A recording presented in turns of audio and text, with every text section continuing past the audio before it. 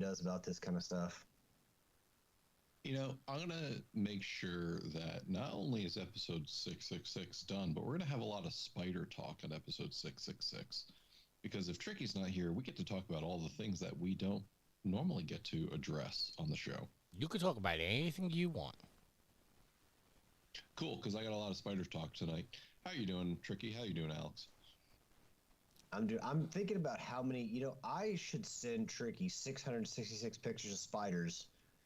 A spider for every a picture of a spider for every number that he's not going to be on, since he's not going to be on episode 666. So I think that I get to then send him for six.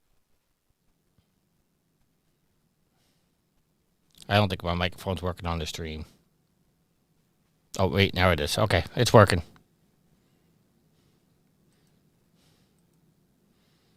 No. Well, Tricky, much against my better judgment, and I know Yield is not here, but I will defer to you and Alex for 5 whole minutes if you want to talk wrestling, because I understand you might have something to say. Oh, we can talk about it now that Yield's not here. It is 7:05. You have until 7:10. Go. I said it in the group chat. I think the only thing we should talk about is like the last 5 minutes of the show, cause Just say John Cena heel turn. yeah, I think it's too little, too late. I agree. I was talking to Riley last night. Riley said that he would prefer a 10-month heel turn rather than a long drawn out one. I don't know. I think this is just too little, too late. I think they're just taking advantage of the opportunity to not turn Cody heel, which I think is a big mistake. Well, who knows? Because there's been, for years now, there's been talk of a Cena heel turn for the longest time, and apparently, I've heard that Cena wanted to do it, and he was just never allowed to because of the, how much he meant to kids and like the merch sales and everything, and he was like the superhero figure and all that. Who knows? Maybe he didn't really want to do it because he did a lot of Make-A-Wish stuff. I mean, he still does Make-A-Wish stuff, so I mean, what would be the difference now? So, I mean, yeah, it should have happened at some point, but now it just feels forced. Like no one believes he's actually evil. No one believes, and like that's the best. The best when wrestling says best is when it's suspicious disbelief, which is why people like CM Punk so much, is because you can actually believe that dude is real in everything he does. This feels fake as shit with John Cena. You need to get off of CM Punk's jock, man. Dude, everything he does comes across as real, whether you like it or not. He can actually bend you to believe that what he's doing in that ring is real.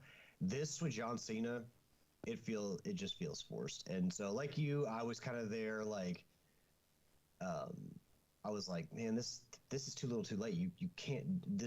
I don't know. I will say though that I think that no one actually thought about these WrestleMania matches and like these main event matches, these world title matches, and how they're actually going to play out in the ring, because John Cena does like 5 moves at this point. He can't even do a full arsenal of moves, and you're going to have him in there with Cody Rhodes for the title. Like, I'm sorry, this Mania's got some terrible matches so far. I don't care about Jay versus Gunther. I don't care. I don't think anybody does. In-ring action-wise, I do. Story-wise, yes, but in-ring action-wise, I don't really care about Cena and Cody. Cody and Punk would have been far better. I don't think it's going to be one-on-one. I think it's either going to be a triple threat or a fatal four-way for the Cody match. That's just I think somehow CM Punk's going to call in his favor, and he's going to get into the main event, because I think ultimately not having Punk, regardless of any other reason, not having Punk in the main event this year is a big mistake. Yeah. CM Punk has earned it. He's put the work in. That's the one thing that the storyline wise, Punk has to be in the main event. And I think I think the favorite of Heyman's going to come into play with this. Well, it needs to, because they set that up, and hopefully we get around to that at some point. But I think the turn itself was unexpected. I didn't see it coming. I've seen people say it's compare it to Hogan turning and joining the NWO. Nothing will compare to Hogan turning evil and joining the NWO, because that was like the first of it. It's like that. Like Hogan was the first guy you thought was going to be a hero. Well, maybe not the first guy, because I'm sure there were someone in wrestling that I'm forgetting that was like a good guy his entire life. But you just never saw Hogan turning, and it happened, and it was perfect. This was not on that level. It just wasn't. Because one, the Hogan thing was more believable. This is not believable. But the thing that really got me, and this is real, the last thing I need to say is that if you watch the press conference after, John Cena goes in there to do like questioning. He sits down at the table and he like throws the mic down and just leaves the room in anger. So he's still in character. Okay, well, I think you need to say it a little differently. He didn't throw the mic down. He just dropped the mic. He dropped the mic, but he did so angrily. Like he was still in character. And Right. then The Rock comes in directly after that with like little fucking tequila drink, and he's talking about how all this was created and how the creative process works and busted down the fourth wall. It's like you just had this man coming in character, and the guy in the story with him is coming in next, talking about the creative process and and be like, yeah, let me show you behind the curtain, like the Wizard of Oz. Like, you fucking morons. Well, like, either keep it straight or don't. They did talk about that. They said that he said the final boss character is got to be evolving. Sometimes he's got to come out and he's got to be the boss. Sometimes he's got to be the Rock, and sometimes he's got to be, the final boss. Yeah. I get it. If you are involved in the main story of this WrestleMania, you stay in story. You stay in character. Not this, hey, I'm character in the ring, but now once I'm off screen in this panel, I'm the same goddamn person. You know me as the same person, and all of a sudden I'm, exposed and everything. Like, I'm sorry. If Cena's going to stay in character and you're in the same story with him, stay in character too. Don't do this shit. Travis Scott, what the fuck was the point of Travis Scott? Why was he there? I don't know. That was so fucking stupid. Okay, we're gonna do this because we're already over our 5-minute limit. But I will just say this: the only way I agree with you somewhat, but the only way that I would agree with you is if you're gonna try to say that the press conferences should be canon to the story. I think the press conferences are the time when the press can ask the questions that we're not going to get storyline wise, because they're not telling us storyline parts in the press conferences. It's when the wrestlers can be asked about certain things. Then why was Cena in storyline clearly? That's where I'm saying I agree with you. But here's a solution. Don't have the press conferences. They're not necessary. I would agree with that too, but they can be kind of cool too. I mean, if they didn't have the press conference, we would never have the Jey Uso, Cody Rhodes, drunken press conference. That was great.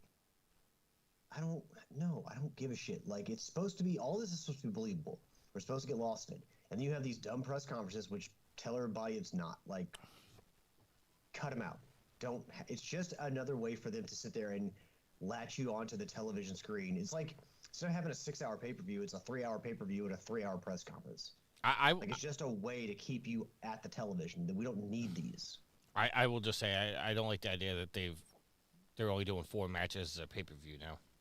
Well, I already gave you guys 2 extra minutes, so that is the end of our wrestling talk tonight. Wow! Everybody for following up. Dexpack, welcome to the chat, and thank you for your input into this week's Wrestling Corner.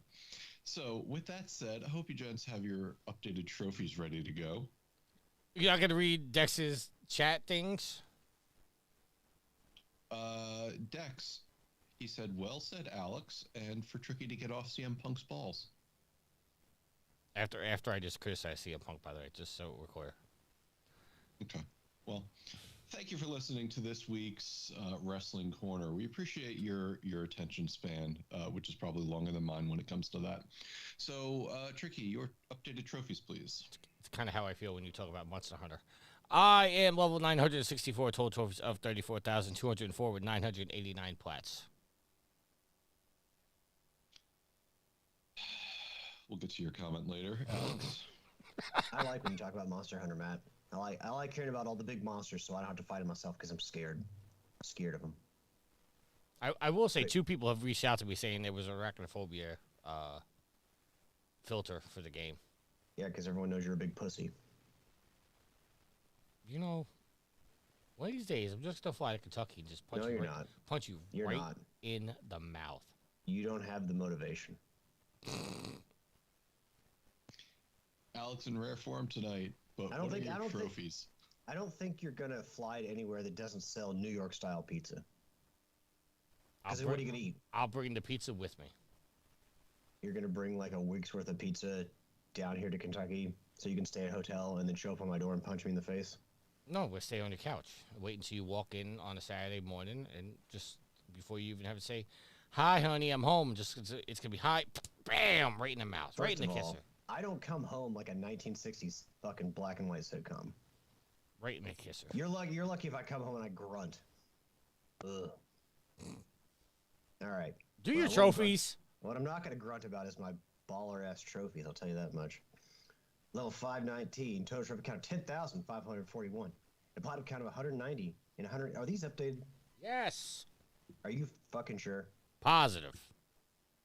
I might be calling bullshit on you. Then you didn't sync your trophies 5 minutes before the show. I sync my trophies every day, bitch. I got these trophy counts 5 minutes before the show started. All right, platinum count 190 and 189 games. I got another one. Talk about that later, but I'm going to go check on PSN profiles to make sure Tricky's not a dirty, rotten scoundrel. I mean, he's a dirty, rotten scoundrel, but make sure he's not a liar, too. Wow. Or this is what I deal with off the air, too, just so you know. Yeah? All right. Well, Yield is at level 526 with 10,971 trophies and 208 plats. I am still level 221, 1,333 trophies and 0 plats. And Sid is 892, 27,211 trophies and 848 platinums. Tricky, is there a rarity update this week? There is. The top scorer in Division 1 was from Diego with 71 points, which helped him move from 9th to 6th. Rick still leads the way from MZ in 2nd and Marky Frazier's in 3rd. Top scorer in Division. Alex, you have a guess of who scored the most points in Division 2? Oh, god dang it. I know the answer to this, but I'm sorry, I can't remember the name right now. Doc Chicken. Oh, yeah, Doc Chicken. Doc Chicken's a nightmare in this. Who scored 172 points. And now has 1,125 points now on top of Division 2. Well, the top of the whole damn thing. Saber says CM Punk hate is ridiculous at this point. Other promotion spots are filled by CJ with 717 and Psychiatrist with 381. Yield scored 16 points and stays in 4th with 520 points, though PB closed the gap and is now at 517 in 5th. Alex, you scored 15 points and stays in 13th on 165 points. I will say that all your points came from the commons in your last platinum, plus a couple of your trophies got rarer. You now have 107 points away from Crook in 12th place. I have 158 points after scoring 8 points because 2 of my trophies declined, so I lost 2 points. I'm not reading the last part of Garrett's thing because that's a little embarrassing and I'll just get ridiculed. Doc Chicken's rarest trophy was a 1.1% plat for Rocksmith Plus. That's very impressive. Second was Rick for his plat in YouTuber's Life. Didn't even know that was a game. Third was Migotalot for trophy in Infinity Nikki at 4.02%, and Diego for a trophy in Red Dead Redemption 2 at 5.51%, and Roll on the Floor, Laugh Out Loud Z got a 6.6% effort in Among Us. Plats of the week go to Crook for Minefield, Ifrit Hellfire the Power Wash Simulator, Me Goats a Lot is Life is Strange True Colors and High on Life, Pee-wee for Felix Wright Trilogy, Marky Frazier for Still Wakes the Deep, Rick for YouTuber's Life, and Roombo, I guess I was supposed to be Rambo, First Blood, Doc Chicken in Rocksmith Plus, CJ in Astro's Playroom. Overall, much lower scoring this week, only Doc Chicken hit triple figures. And then, Gareth, I reminded Gareth that he forgot to mention my plat of the week. Well, where the hell's my plat of the week? That's true. We'll talk about yours in a second. I think Garrett doesn't talk about our list our plats because he knows we're gonna do it. But my rarest trophy of the week was at a 99.82%, so that's why he didn't mention mine. Well, yeah, because yours aren't worth mentioning most weeks. I mean, you may earn some throughout the year, but most of the times you're like, I don't think any common trophies that are that high. Like, that's your rarest trophy of the week. I don't think I've earned a trophy in my lifetime that is that high. 99.68% was my most rarest trophy of the week. Again, I don't think I have a trophy that's anywhere near that high. Saber wants to know, is anybody going to download Dragon Age Valguard when it's free this week? I don't even think that's in the agenda.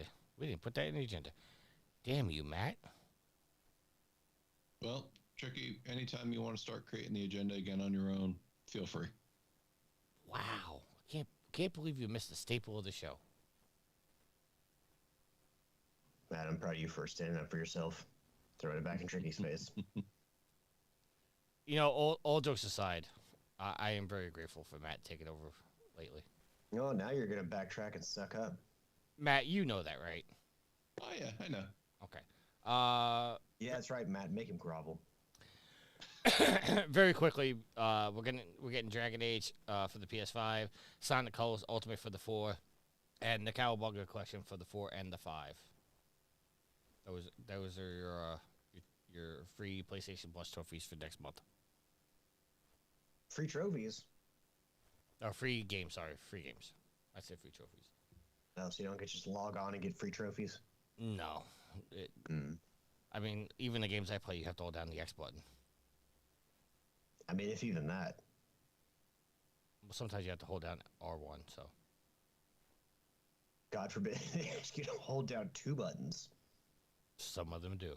Some of them do. Oh man, they're making difficult on you now. They are. All right, Matt, show's back to you. Awesome. This is the part of the show where we talk about what we've been playing. Tricky, why don't you tell Alex what you've been playing that you earned some of those trophies on? Well, I earned all my trophies this week in the Jumpin' Burger. But, Alex, you'll be happy. You already got that one. But you'll be happy, Alex. I got the Halloween edition Jumpin' Burger. So it's the Jumping Vampire Burger? It's the Jumpin' Burger Halloween edition, but I got the turbo version. So I actually got the trophies faster this time.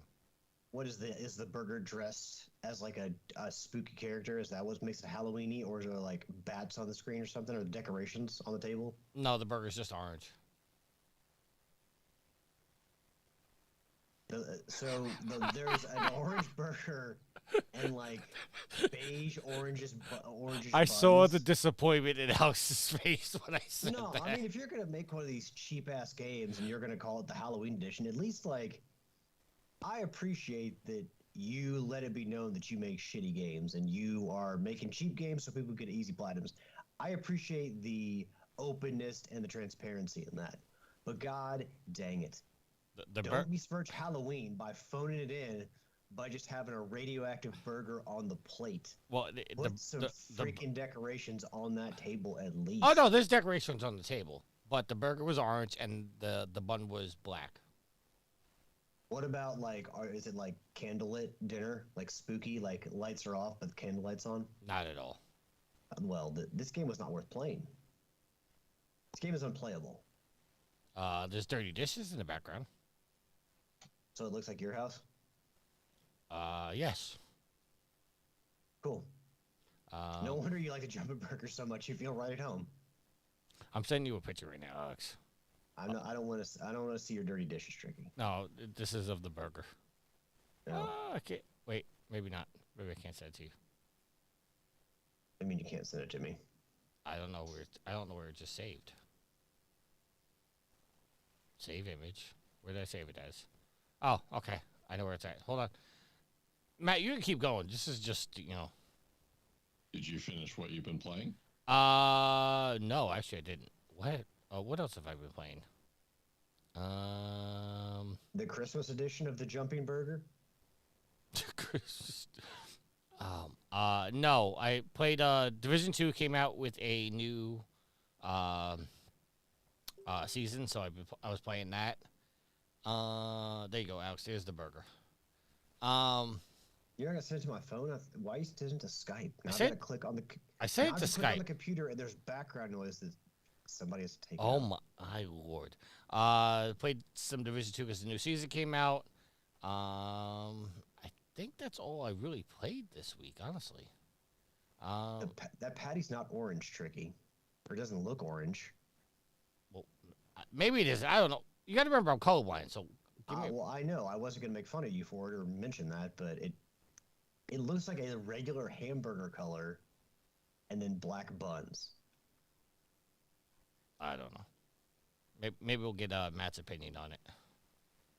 I mean, it's in the chat there, Matt. If you want to look at it. First of all, the picture you sent, the patty is mostly covered up by like an on-screen prompt.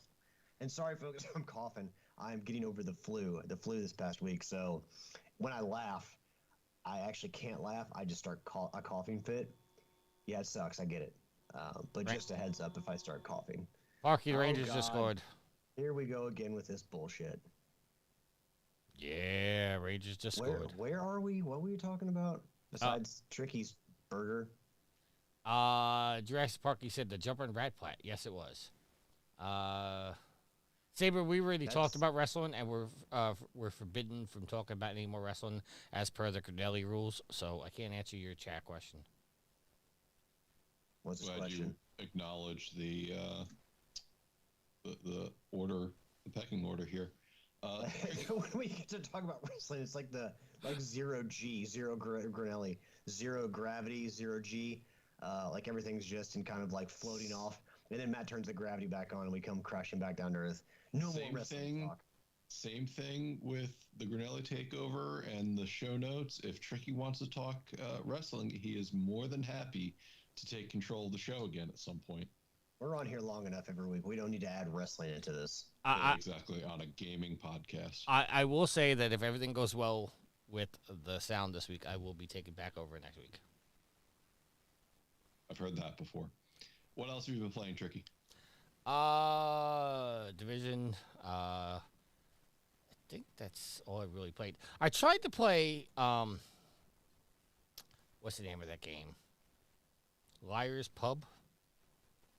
Oh, the poker, not the poker one, but it's like cards or dice based. It's yeah. One, I was disappointed to find out because this isn't the game that I saw on social media. That one's called Liar's Bar. Apparently, this is a cheap knockoff of that. As is available out there. I didn't know. I thought this was literally the same game. But I'm very, very upset with this game because you cannot play this game unless you're playing it with friends. You have to give out a room code, and that somebody has to join your game. I will say, Alex, if you are interested in grinding this out with me, the platinum is sitting at a 4.5 ultra rare. And it's What is this? Okay, you ever hear the game? You ever hear the game bullshit? The card game bullshit. Possibly, but also possibly no. Everybody gets dealt out cards. It's typically played with 4 people. Everybody That gets sound like bullshit. everybody gets dealt out cards, and then you start with ace. So the person has ace of spades. They say I'm putting down 1 ace. Then it goes to 2s, 3s, 4s, 5s, and you have to put down whatever turn it is in that order. So you can either lie, tell the truth, or whatever the case may be. The way bullshit works is that if you think the person's lying, you say bullshit. If they're lying, they have to pick up all the cards on the table. If they're not lying, you have to pick up all the cards on the table. The twist with this is that when you call somebody a liar, if they're lying, they have to pull up a 6-shooter and put it to their head and pull the trigger. And then, vice versa. The idea of it is, or the crux to it is, you don't know where the bullet is. So it's like playing Russian roulette and bullshit at the same time. Okay. And I think the game's like $5. What does the grinding out require? Like, what is the win 100 times or whatever? Or... You do have to win 100 you do have to win 50 times. But you have to play 100 games, and you have to spot 100 lies. Well, I mean, to be fair, if you're gonna So the thing though is if you're paying 100 games, naturally, if you're doing this with somebody else, each person has to get 50. So yeah, you'll naturally get to 100 there. But you spotting the lie 100 times is going to require you to play at least another 50 games. No, all you gotta do is say, it, you can catch somebody in 4 or 5 lies in a game. Oh, okay, but because it's Russian roulette style, they may not always get the bullet. But if they Right. get the bullet, the game is over. I mean, there are a couple trophies in here that are completely luck based. Like there's one called Kiss of Luck, where you have to win a game after taking 5 shots. So basically, you gotta be caught lying 5 times and hope the bullet's in the 6th chamber. Hmm. So there are, and there's one for dying from the first shot. There's one from dying from the last shot. So I mean, there are luck based trophies, but a lot of these can be grinded out by just saying, "Hey, I'm bullshitting. Call me out on it." You're real on these card game kicks, Tricky. You're on one right now. Well, no, okay. Well, I saw this on social media, and what's up, Latin Legacy, and Nitro. Nitro says, "Yeah, take over. Nice try, Tricky." Yeah. I don't know why he thinks I need to take over the show. I'm trying to. Never mind. This I just like because I was watching people play this on social media. It seemed like a lot of fun. People just joking around and having a good time. So that's why I'll look at the game. Send me the name of the game, because if you tell me, I may not remember. Just so send me a link or something, and I'll look at it, and maybe we can get something together. Yeah, it's on sale right now. I think it's only on sale for like a couple of days, so you might want to get on it. You might want to get on sending me that link. I just sent you the link. Oh god dang it! In the Skype chat again? Well, my phone's inside charging. Well, what's he gonna do in 3 months when he can't access the Skype chat anymore, Tricky? Do we want to have that conversation? No, because it's not anything anybody here is gonna solve tonight. I did look into Microsoft Teams. Apparently, they don't allow what we need, so Zoom might be our option from now on. Didn't Matt say he wanted no Microsoft Teams? He did. But I figured if they're integrating Skype into Microsoft Teams, maybe, we'll have the Skype features on Teams, and it would make it less difficult to produce the show in the future. No. Microsoft said, fuck you. For those of you who don't know, Skype is going away in May 2025. On May 5th. Rip to a legend. Which means we have to seek new ways of streaming to either Twitch or YouTube. So, wish us luck. Or don't, if you don't like listening to the show. Wish us no luck. No, we want them to listen to the show, but I'm not saying this affects the streaming portion of the show. Yeah. Which Alex doesn't give a shit about. I wouldn't say that, but I don't give a shit if sometimes we have problems with the stream, and I think that it affects the audio, and I think that the audio being affected or bad or spotty or dropping in and out, that affects a lot more people, because a lot more people listen to the show via audio than they watch the stream. So when we have bad audio that affects more people, yeah, I'm like, sacrifice the stream for the quality of the audio. That's my point. Well, I don't mind the video stream at all, but if it's going to cause more headaches, then that's when I'm like, what the fuck? All right. Well, we're going to keep the show moving along because, believe it or not, I got more monster hunting to get back to tonight since, I'm off tomorrow. That's my plan. So, Alex, what have you been playing? Don't you have a show to edit tomorrow? I do. He's going to edit while playing Monster Hunter. How that works. Don't encourage him. You'll be happy to know that I've been hunting some monsters too. Just not in Wilds or the Wilds beta. It's not beta anymore. It's out and released, right? Came out Friday. Oh yeah. Oh yeah. Oh. So some people may argue that it's still beta, but we can get into that. All right. Well, more 11. Real quick, I did play a few games this week. Some Rocket League. I finished out the most recent Rocket Pass. Helldivers 2. Yeah, I'm at the so that game, anyone they had gained back for the Illuminates push when they originally came in, they've kind of lost again. So their numbers are at between 30 and 40,000 every day, which I mean is still at any given time a good amount of people, especially for a year-old game. But it seems like Helldivers 2 is kind of where it's going to be from now on, regardless of what they do.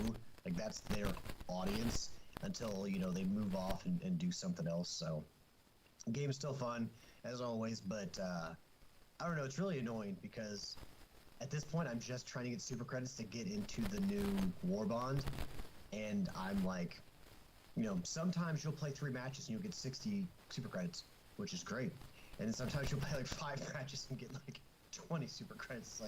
It's God dang it, am I just wasting my time here? Did I send you the YouTube video that shows the best way to farm super credits? You did talk about it. Yeah, it's you go into a level 1 map. Generally that'll have between 9 and 13 points of interest.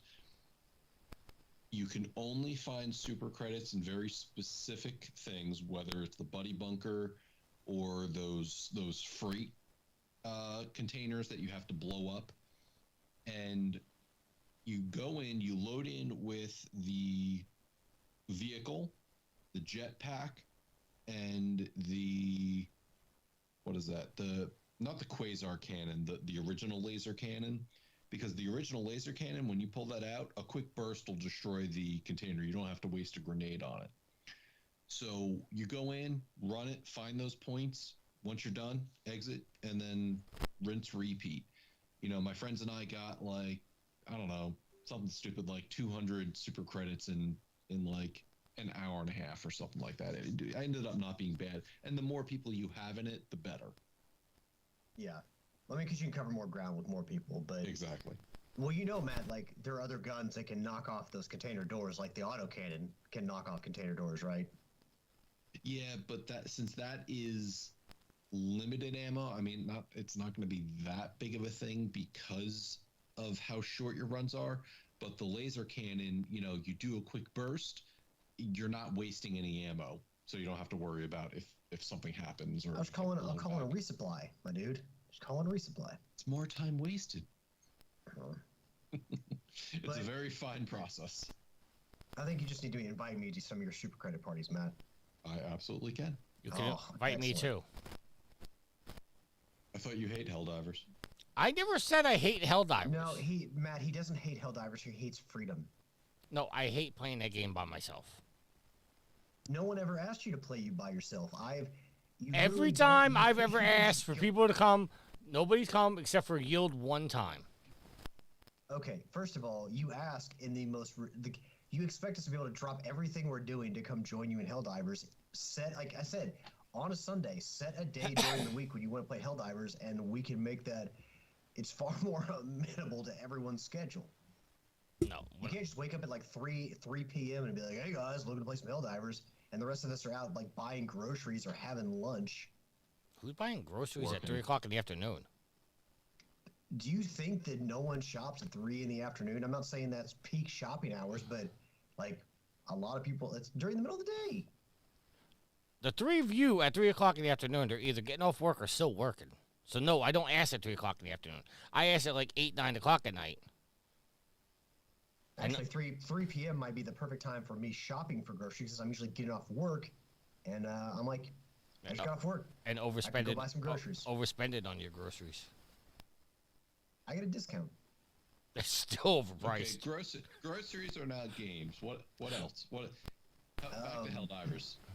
Yeah, no, I mean, that's really all. I mean, I'm just playing Helldivers, and I still like the gameplay, but because I'm very specifically looking for one thing, that being the super credits, I'm tapped out on war bond medals. I'm all the science samples. I'm tapped out. I literally cannot earn any more of anything. I can't bank any more of anything else besides the super credits. So that is incredibly frustrating.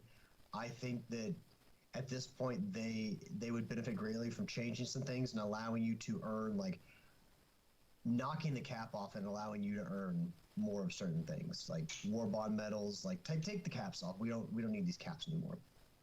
Your audience has kind of gotten small enough to where I feel like you could make that work. So, but yeah, I mean, we've all heard me talk about Rocket League and Helldivers, but the real gem of the week was my Platinum Trophy in Tales of Iron 2. Like I said, I had a few days where I was sick and recovering. And to be fair, for those first couple days, I didn't want to eat anything. I really didn't want to play or watch TV. I play games or watch TV or anything. I don't want to lay in bed in the dark and just kind of. He didn't even want to answer his phone. Well, I don't want to do that for certain people when I'm completely well and it's like sunny outside and I'm in a good mood. Sometimes I just don't want to do that. But yeah, so Tales of Iron 2. I talked about it a lot last week. Love that game. It's, they improved on the formula, but they kept the core the same. So like if you play the first game, you'll still really enjoy this game, have a lot of fun with it. And picking up the combat won't be as painful. Like, yeah, you'll still have to get your timing down if you stepped away from the games for a bit to come back to the sequel, but you'll be able to pick it up quick enough. So I really wish that I could go into spoiler territory for this game, because the final act is so cool. Like, I love the way it plays out and like everything that happens. Very much my comparisons to Game of Thrones for this game kind of definitely feel even more true having played the second game.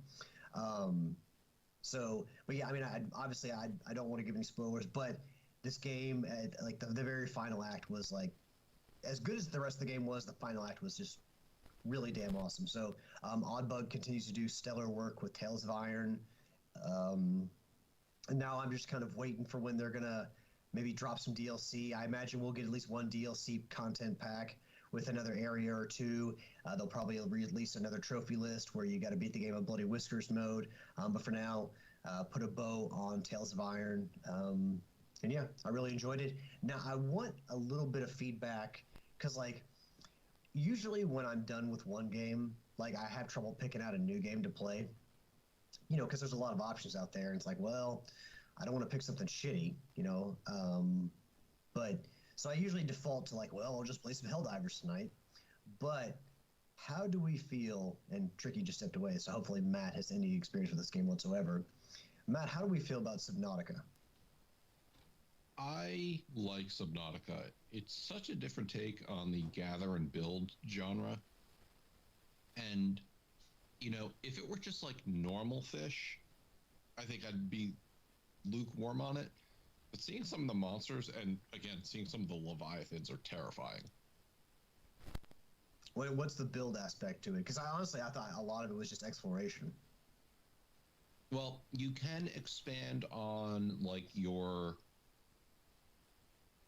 flotilla, I'll call it, where you can make like additional modules connected to your ship.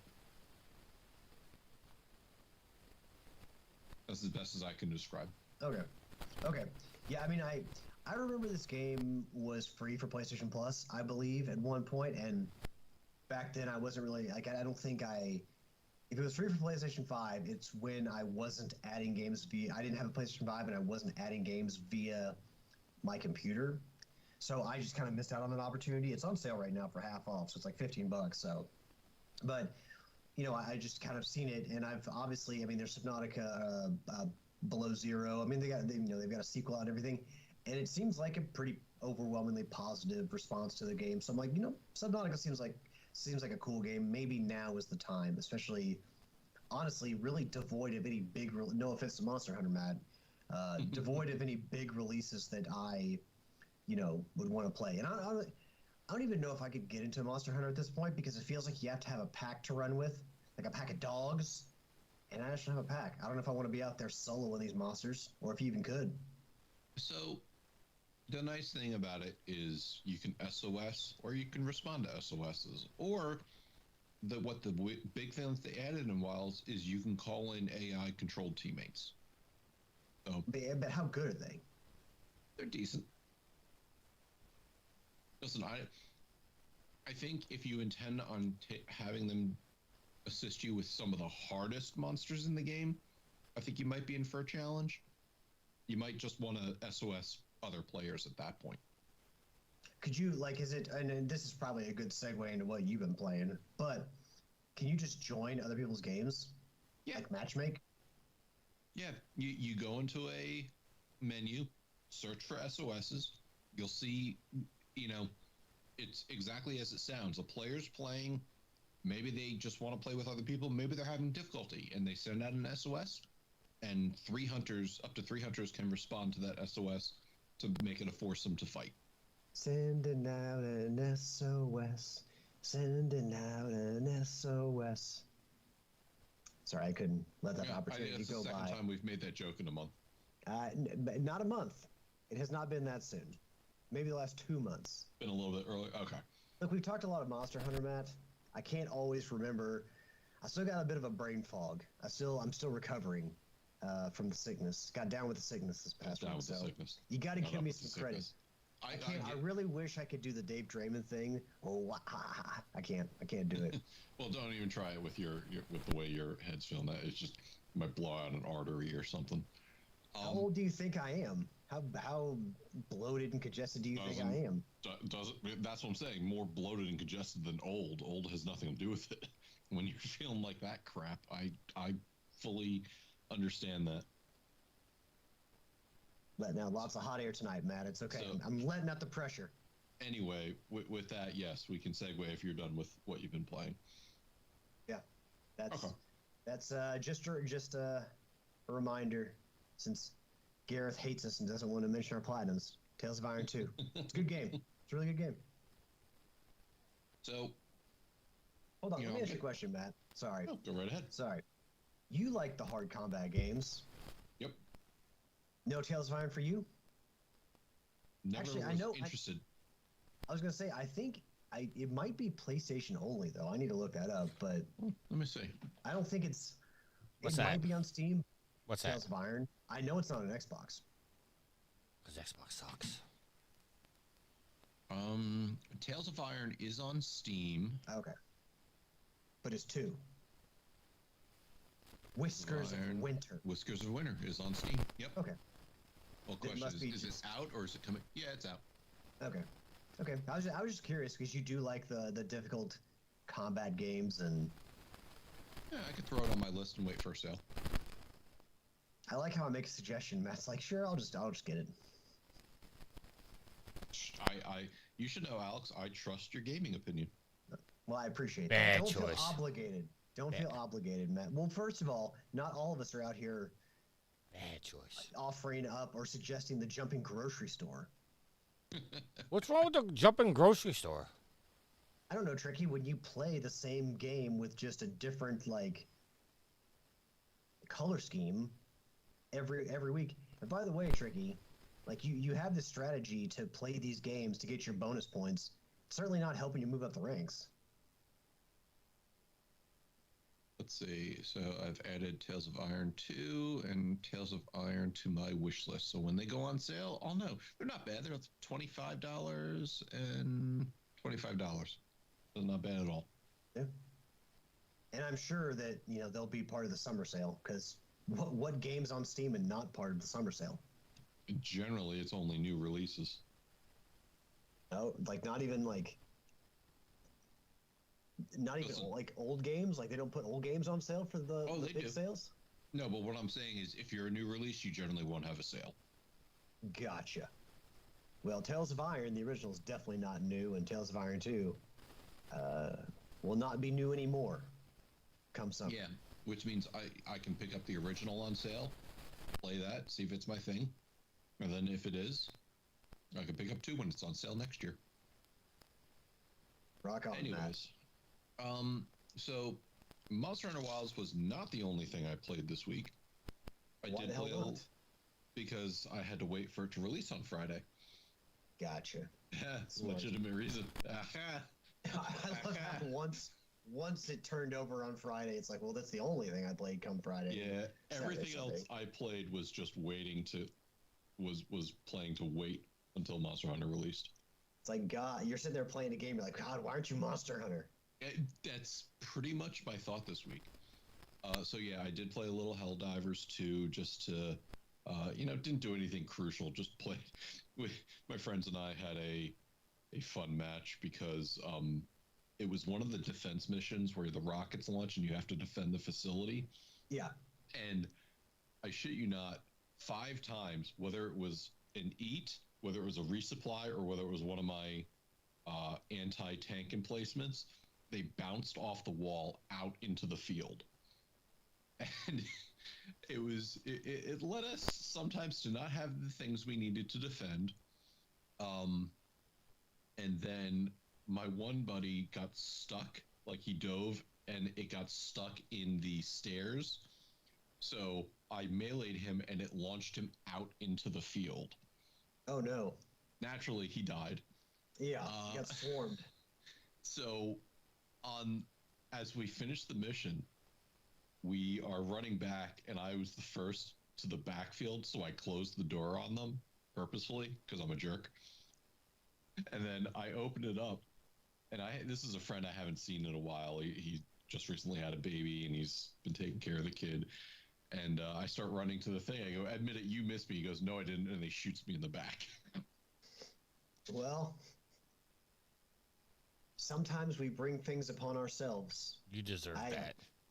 I don't know if that's karma, or since your friend did it willingly, that's just justice. It's just desserts. It is. No, this is what I told him. This is one of the only games that we can find this type of thing hilarious. No, see, here's the thing. Like, I was about to be in a very non-hilarious situation yesterday because I was playing the game, and I had a buddy bunker, so I needed another person to help. And there's I'm not going to say the name of the person, but this person was like in my area, and I was like, "Hey, yo, this person, can you come help? I have to open this bunker," because obviously we all get the rewards of what's in that bunker, and everyone always needs super credits. And this motherfucker ignored me and just ran around. And I swear to God, when we got to extract, I was going to shoot that motherfucker, but I figured it's not worth it. But yeah, I do have the urge sometime in that game when people are dicks, just to be like, you know what? Like, shoot them right at extract and then get on the plane and leave. Thank you, MZ. I appreciate you appreciating my tactics. Also, putting time into Avowed, believe it or not. Oh, I believe it. What was that? I said I believe it. Yeah, Naruto, believe it. Can you two get a room? The bromance is real. You just happen to be here. You know what? I'll leave. Go smoke another cigarette, Tricky. Our listenership has never been higher. First impressions, and I put like about 3 hours into it. Not bad. It's very simple. It's a very simple RPG, at least on the onset. It seems like weapons are more important than leveling and like your weapon quality. And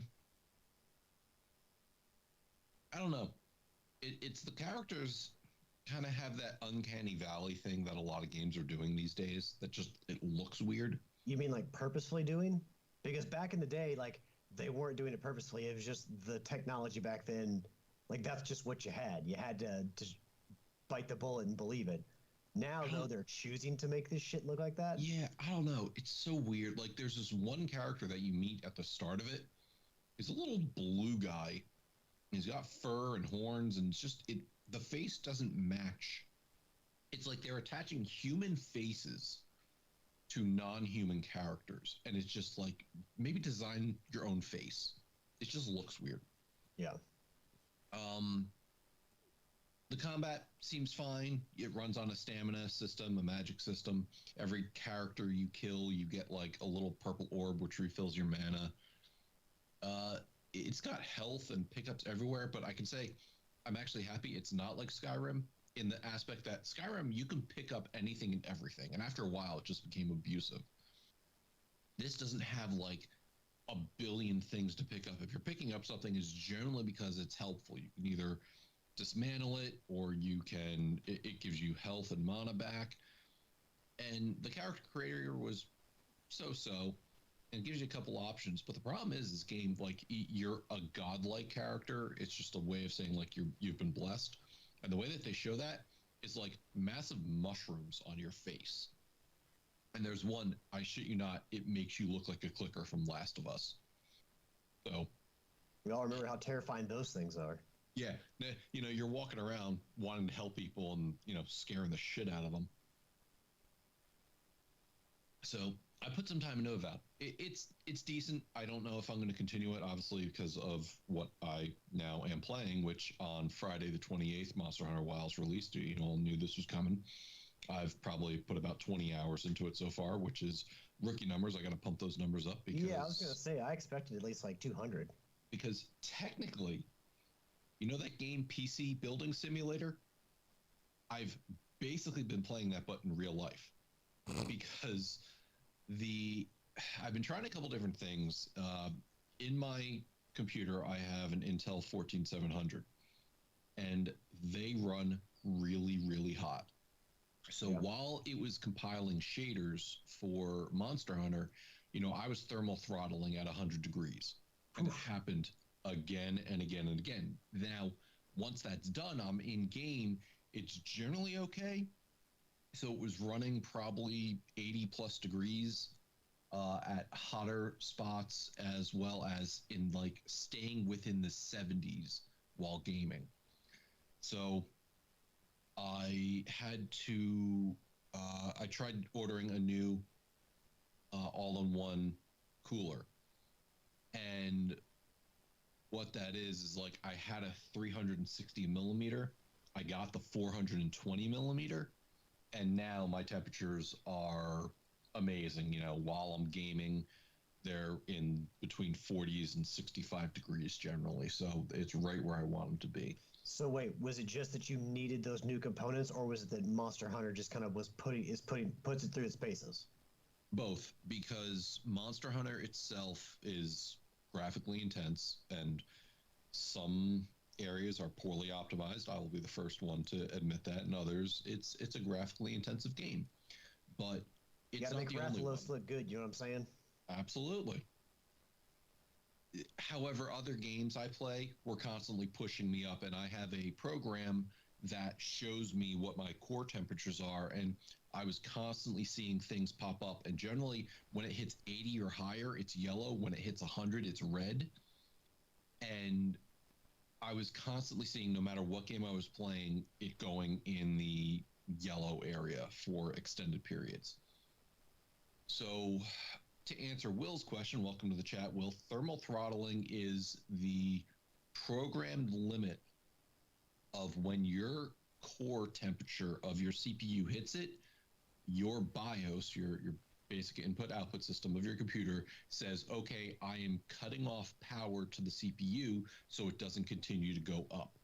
Because anything higher than 100 definitely could damage your computer. And that said, installing the new AAO made it work great. So now I'm in trying to play, and now I run into another problem where it seems like I've been having issues where if I build up static electricity and I touch a component of my computer and I'm playing Monster Hunter, it locks up my system and freezes and I have to restart. I think I found the solution, and I think it was related to my second monitor, so we'll see. More to report on that. All's that to say, I've been playing Monster Hunter Wilds all weekend, and I've been having an awesome time. It's great when my hardware issues aren't causing problems. It looks good. I can tell where some of the frame generation and what people are now calling fake frames with the newer graphics cards are occurring. I'm having fun. I've been playing with friends. Dear God, Capcom, can you please make it a little easier to play with your friends? I am probably in Chapter 5, so everything in Monster Hunter is done by Hunter rank, and I'm now Hunter rank 6, which means I'm through a decent portion of the story. I think I've opened up most, if not all, of the areas. I am focusing on 2 weapons, the hunting horn and the gun lance, otherwise known as the American lance over in European countries. And I'm having a great time with it. It's everything I wanted it to be. They've definitely improved it. This kind of goes into Thomas's question later, where he's, now that's released, how are my feelings changed? They haven't changed pretty much at all. It's Monster Hunter. It's what I wanted. Is it easy in some parts? Yes. Is it hard in some parts? Yes. But this is what I've been waiting for. This is what I've been playing. I promise I won't go on a tirade every week about Monster Hunter, but you can all take away what the people want, Matt. I think the people want. Look, you already won't let us talk about wrestling all that much, and now you're going to take away the Monster Hunter talk, or at least the real in-depth shit. He's limited to 5 minutes. You said, well, it's a game, Tricky, so I know that's something new to you that you want to talk about on this gaming podcast, but figured maybe we'd talk about games. Well, here's the thing, Matt. If Tricky gives you 5 minutes, I'll give you 5 minutes, and that's 10 minutes total. You can fill that time every week, right? Absolutely. No, because once the Granelli takeover is done, it's over. Yeah, I'll believe it when I see it. Yeah, so that's what I've been playing. It's going to be pretty much that for the next couple weeks. If anything else, I don't see any other game coming out that's going to take my attention away. Matt, before we move on, I want to circle back around for a second. If you don't mind giving me the floor back. I never mind that. Oh, excellent. I knew you'd understand. That's a bad decision, Matt. Real quick, since this is a trophy podcast and we are the Trophy Whores, and a lot of people out there, like to get their trophies too. So I just want to make a general comments on the Tales of Iron 2 trophies. Tales of Iron is a difficult combat game, so there's just a challenge in itself to be in the game and making it through. However, the trophy list is, I would say, far more hospitable than the first one. Not far more, but more hospitable than the first one. It's easier to get than the first game. Not that the first game was like super, super difficult, but there were some things like you had to collect all the weapons and armors for Reggie, who was the protagonist in the first game. There were more arena combat challenges, which tend to be particularly difficult. And there were 2 optional bosses in the game. And the optional bosses in these games tend to give you the best weapons if you can beat them. So, they're worth going after. So there were 2 of those in the last game. There's only 1 in this game. So the trophies, like, I don't know if they intended to make the trophy list a little easier than last time. I don't know what kind of feedback they got, but it does seem like they this trophy list this time around is easier than the first one. So if you're concerned about difficulty, if you can just make it through the game, like I said, you can play on easy and still get the platinum trophy. You too can earn yourself a platinum trophy in Tales of Iron. So yeah, real quick, just wanted to talk about the trophies since we do this thing called a trophy show. I'll allow it. That's a valuable use of time. See, Tricky, you just got to show Matt the proper amount of respect. Oh, I'm sorry. I just woke up. Sorry.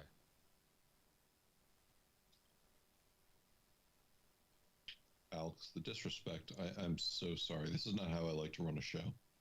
Well, when you can literally tell all the mechanics of the games you've been playing in like 5 seconds, like Tricky can, it's kind of hard to bore people because you got about a minute of talking to do on the games you play. Which, considering our listeners, our community like to hear about the games we're playing and our opinions, Tricky's just doing a real disservice to our listeners by talking about, I can sit here and talk an hour about the Division, but I don't. Oh, well, see, there's it's not all or nothing. Let's see you backtrack out of this one now. What do you mean backtrack on this one? There's not feast or famine.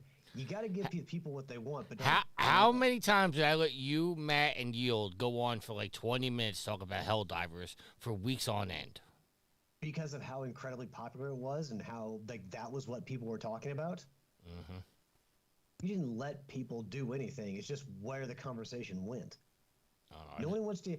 People, you know what? People may want to hear you talk about Division. They don't want to hear you talk about it for an hour. When have I or anyone ever gotten out here and talked about for an hour about a game they played? I didn't say it was. I said I could. You know what? We need to get on here and record, and Matt and I can just sit here and play our video games and listen to you talk. I guarantee you can't talk without circling back around. You cannot sit there and talk about the Division for an hour. Oh, I definitely could. I got 2 games, 5 books, 3 comics, No, a no, we're TV talking about a show. game. We're not talking about all this other extra media. We're I, talking about I a didn't. game. I didn't. Division 2. I didn't say I could talk an hour about the game. I said I could talk to you an hour about the Now division. let's see how you backtrack from this one. I said could talk an hour about the division. Hey, other things that Grinelli does that Tricky doesn't is cut people off because we got to keep the show moving. So we're at an hour and we're going to continue on. But to answer MZ's question, the Monster Hunter Wild special episode, we probably would best sit on episode 666. Why do you have to say the number? Why? Why? I am reading what MZ wrote in chat. You could literally just say the Devil's episode, and that'd be fine. Every episode is a Devil's episode. We should dedicate episode 666 to the division. We should dedicate episode 666 to Tricky. Can we move on, please? I'm starting to get the heebie-jeebies. That's what I was trying to do, but then you cut me off. Which is very uncharacteristic. I'm getting the heebie-jeebies. Yeah. Not getting the heebie-jeebies are all the people pre-ordering Horizon Forza 5. So, coming from the gamer and Johnny Flores Jr. specific, I wanted to add that in there. It says Jr. The early release April 25th edition. Edition? Yeah, I know. I'm trying to eat and drink at the same time. Fair enough. The premium edition gets an early release on April 25th. It began charting across the US and UK stores as well as Canada, with the premium shows number 3 on the store with the standard edition being number 4. But the question is, and Will, you're going to have a say in this, there's no physical disc. So is that playing a role in people pre-ordering because they can only pre-order the digital? Alex, what are your thoughts? Like, are you saying that since there's no physical disc that people aren't pre-ordering as much as they would? Like, not as many people are pre-ordering? No, I'm saying more people are pre-ordering the digital because there's no physical disc. What's your theory there? Because it's charting on the PlayStation Store, so otherwise it's popular. People want Forza Horizon 5. So they're going to pre-order it. If there's no physical disc, more people are pre-ordering to get it, I guess, day one. Well, because sometimes if you have PlayStation Plus, if you pre-order a game, it'll give you a discount on the game. Because that's what happened with Power Rangers Rita's Rewind is I got a discount for pre-ordering it, which if you give me a discount on a game for pre-ordering it, I'll pre-order every game I want to buy. Which exactly goes against what Will just said in chat, because he says the only advantage to pre-ordering is pre-downloading, and not true, because I ordered Monster Hunter Wilds, available now on Steam and PlayStation 5 and Xbox Series X. I pre-ordered it on a website, and I got like an 18% discount on the game, which is nothing to sneeze at these days. So that's almost 1/5. I'm not great at math, but even I could know that's almost 1/5. I got a discount for pre-ordering Assassin's Creed Shadows. There's no reason not. Listen, if you know you're going to buy the game, I am the one out there preaching don't pre-order games. But if they're going to give you a discount on a digital pre-order, and you know you're going to get the game, buy the game. Well, I mean, it also matters if you're buying from like the PlayStation Store or Steam. If you're buying from Sony or Steam, it's a lot different than pre-ordering at GameStop, you know? Yeah, absolutely. So, Tricky, again, with this charting on the PlayStation Store in US, UK, Canada, this comes up to the question of people actually do want Xbox games. They just don't want to buy an Xbox to play them. Well, I think that's been Microsoft's sales model for a while now. But I have to say, I haven't said this publicly yet, but I'm actually surprised that Sony let this game on the PlayStation Network, because this is obviously Gran Turismo's direct competitor, and they have been... Sorry to cut you in. Go ahead. Not necessarily. So this is Forza Horizon 5. This is the arcadey style one. It's not Forza Motorsports, which would be more of Turismo's competitor. Okay, then I take back what I previously said. Yeah, Uh, I like I said, I think that's just been Microsoft's sales model for a while. Is they want to get more of their games out there as much as they can, because and we've said this many times on the show before. It's like Sony and Microsoft, they lose money on consoles and they make up the money in the difference in game sales. So if Microsoft could fully adapt to a sales model where they don't have to make a console anymore and they can primarily focus on just making games, I think that's going to benefit them. But I'll throw this question out there because it just literally just popped in my head. If Microsoft does go the wayside of not making consoles anymore, can we really say they are the leaders or one of the leaders in the game industry anymore, or are they just a glorified game developer at that point? Well, first off, catching up on chat, Will says he doesn't know about any of that because he doesn't pre-order digital titles. Saber says, nah, no pre-order. MZ says, what if they link their PSN and Xbox accounts and then they could just put their Xbox disc in a PS5? I don't think that would... he does say troll comment, not serious. To go back to what you were saying, Tricky, the problem is, do they pull a Sega? Are they a glorified developer? That's what I was going to say. I mean, are they basically just going the Sega model now? Well, again, this kind of goes back to they need to be putting out their own games. And I saw a chart today that showed all of the Xbox games announced in like 2020, 2019, and how many of them actually released, Avowed and Hellblade 2, and then like 4 others that were announced and still have a release date pending. So it's like they got to actually put out the games if they're going to be a games developer. And buying up all these studios, they get some level of consistency year over year now that they have Activision and Blizzard. Or I should say Activision. Blizzard certainly doesn't put out games every year. So, will that do something? I guess. But it's the unique games that people really are looking for, which is why when you look at something like Forza Horizon, it's a game that doesn't come out every year. It comes out every 3 years, 4 years, and it's a big hit on Xbox. So I think you're going to see more popularity of that across the console. Would you call Valve a game developer now? Because they really don't put out games that much anymore. In the loosest of terms, because... Well, I mean, look, they recently put out Counter-Strike 2, which was more of an upgrade to Counter-Strike Global Offensive. They put out in 2020 Half-Life Alyx. So they still develop games, but obviously they're now more focused on the software delivery side of it. They have been for a while, and games becomes a backup to them. They're still a developer, just they don't develop very often.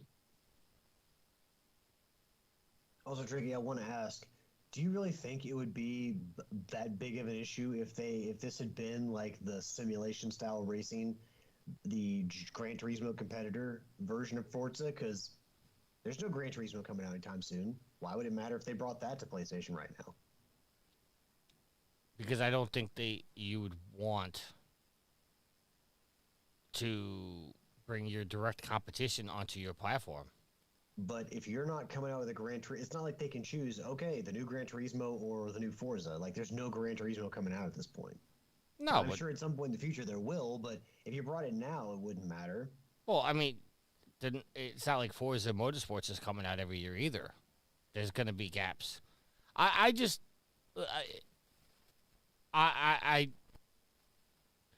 not going to play either one. I don't play Gran Turismo. I don't play Forza. Wow. Why are you wowing? I don't know. Seems appropriate. I just think it's weird that if they were bringing the direct competitor over, that would just be a little weird. But if it's the arcadey style of, I can kind of see it. But I mean, I still feel the same way. Like, you don't want a Forza game on a PlayStation, I would think. But But wouldn't you want every game that Microsoft will give you on your console? Because then, if you're Sony, Microsoft doesn't care about selling boxes. Sony does. So if you're Sony, you'd be like, oh yeah, give us all your games, and you can make money while selling games on our console, because that's an argument for someone to buy a PlayStation over an Xbox. Hey, you can play PlayStation games and you can play Xbox games. So wouldn't you want every single Microsoft exclusive? Uh, I think it's a fine line to walk, honestly. I get what you're saying, but I think it's a fine line to walk. I actually get it to a degree. I agree with Tricky to a point to say, you know, Forza Horizon is enough of a difference from a mainline Sony game. Listen, if Gran Turismo was a third-party title, but wait a second, is it? Isn't it made by Polyphony Digital? They're owned by Sony. They're owned by Sony. Okay. So I would say if it was a third-party developer, I would say Sony goes, all right, I don't care. But since they are a first party, I can see them having a vested interest, because Polyphony might be like, hey, yo, what the hell are you doing? Potential could take away from our sales. Right. But Forza Horizon is enough of a different type of racing game that there's no nexus or direct competition. So I kind of see what Tricky is saying to that degree. I'm not saying that I don't see what Tricky's saying, but I also think that if Sony's like, hey, you should buy a PlayStation. You know why you should buy a PlayStation? It's because you can play Gran Turismo and Forza on PlayStation. You know what you can't play on Xbox? Gran Turismo. Come buy a PlayStation. Yeah, I think you're putting too much stock into that. Tricky, again, if there's not a Gran Turismo to buy, a new Gran Turismo to buy, who gives a shit which Forza they bring to the PlayStation? People literally cannot buy a new Gran Turismo right now. No, but if you...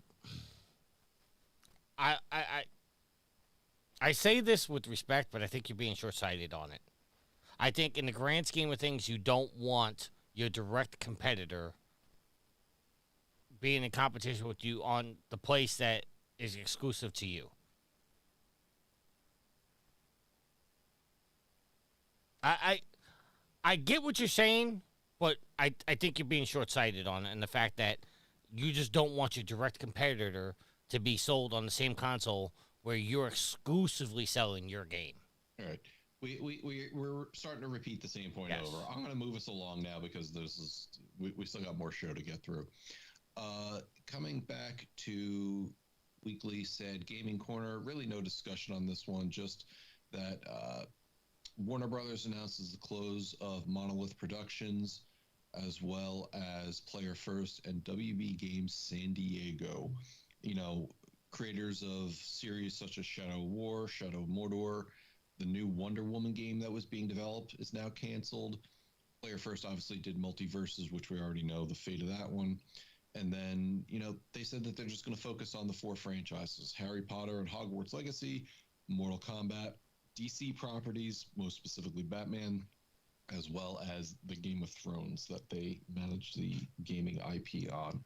So basically, they're not doing any more Lord of the Rings stuff? Correct, yeah. All right. Yep. So, I mean, Warner Brothers they've had financial issues in recent years. I'm a little surprised they still... I've read stuff where they want to sell off, or they have tried to sell off their video game arm in the recent past, but...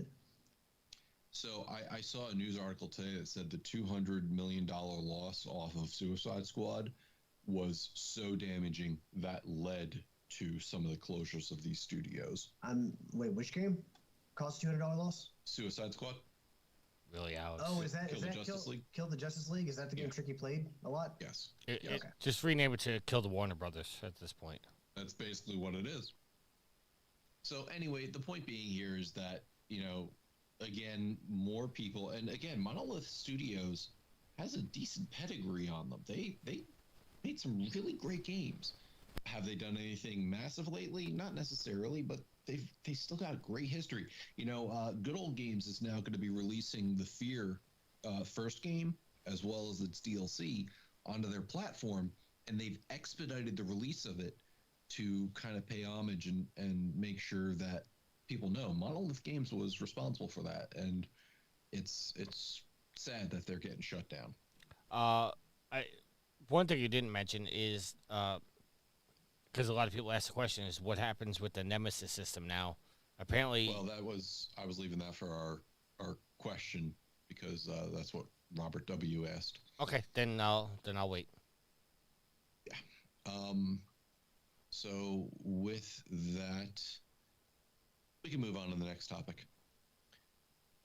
But yes, much luck to the people affected by that news.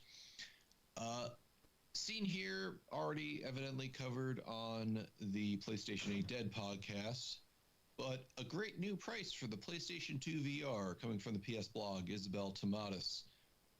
New price for the headset is around $400, while starting dates for that price cut will vary by region. My question to you, gents, is will this help the PlayStation VR2 survive?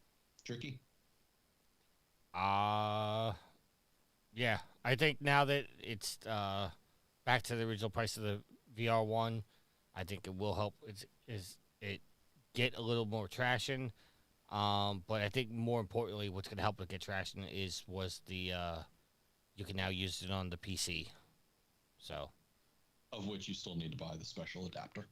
yeah, but how much is the adapter? What, 30, 40 bucks? I'm just saying that for edification, so anybody Yeah. knows. Not the price itself is not that big of a difference. Yeah. But the fact that you can now use it on the PC, I think that's what's really going to help it survive, and hopefully get some developers to actually develop games for it now. And for the technology in it, $400 is a really good price. See, Matt, I agree with you. The problem when you say that statement is, and this isn't a shot at Alex or anybody in particular, We'll see about that. nobody really gives a shit about the technology. They still, unfortunately, a lot of people, no matter if it's the VR2, the Oculus, the Vive, whatever it is, they all look at VR as a gimmick.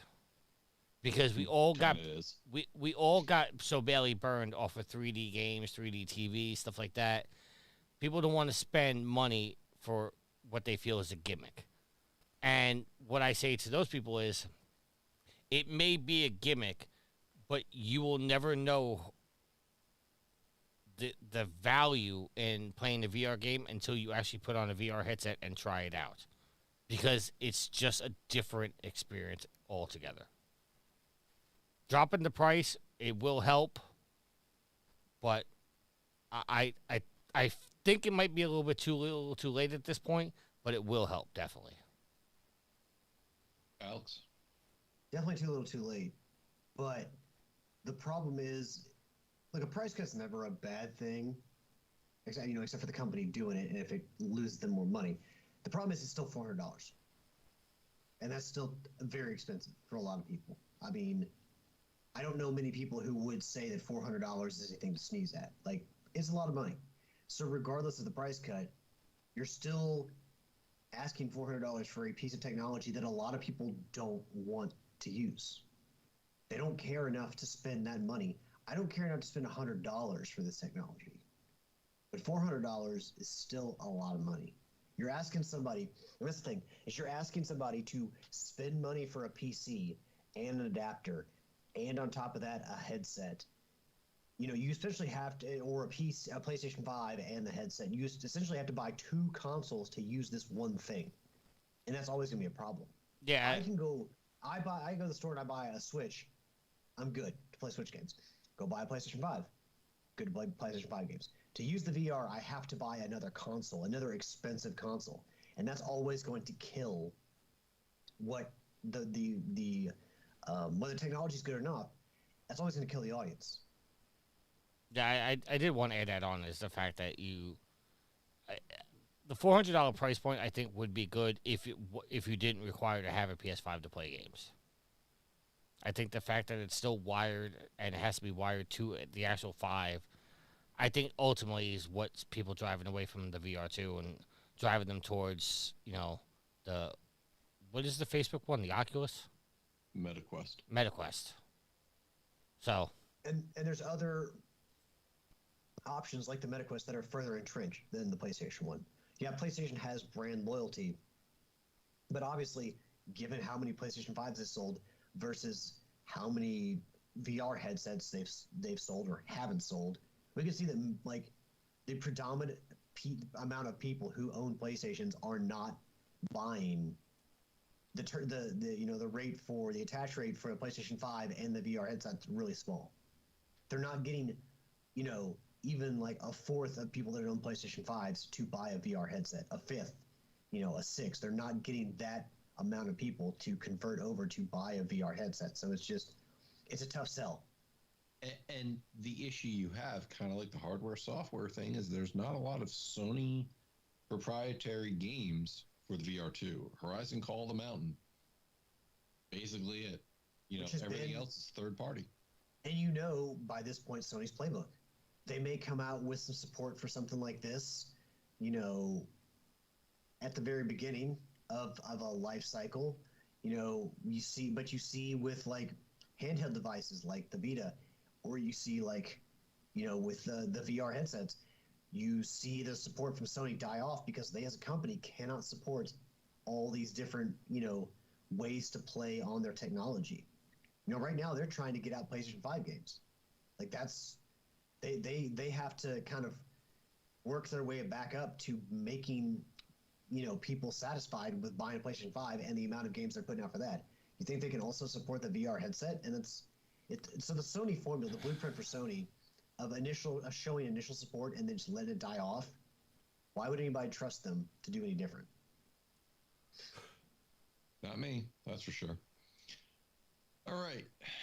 Well, now we come to the part of the show where we answer questions. Time to check my social media, yeah.